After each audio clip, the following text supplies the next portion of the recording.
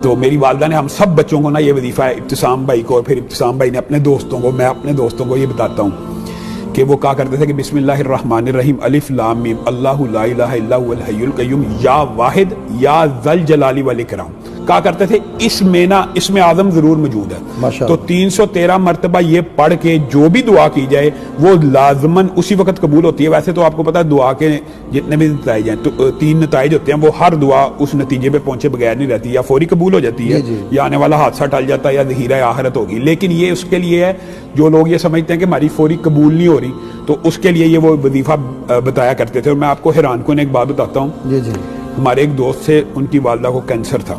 انہوں نے یہ وظیفہ پڑھا اور اللہ تعالیٰ نے ان کو شفا دی، اور اس طرح کے متعدد واقعات ہیں۔ میرے والد صاحب نے خود اپنے بارے میں بھی یہ واقعہ لکھا ہے سفر حجاز میں کہ گردے کی پتھری والا آپ نے پڑھا ہوگا کہ اس وقت میں نے یہ وظیفہ کیا، اور اس سے، اور میری والدہ بھی اکثر بیماریوں کے موقع کے اوپر نا یہ وظیفہ کہا کرتی تھی۔ اور اسی طرح جو آیت الکرسی کا حفاظت کا وظیفہ نا نظر لگ جائے کسی کو، وہ حافظ محمد گوندلی صاحب ان کو 313 مرتبہ آیت الکرسی بیان کیا کرتے تھے۔ تو آج کل کے لوگ یہ سمجھتے ہیں یہ جی 313 جو عدد ہے،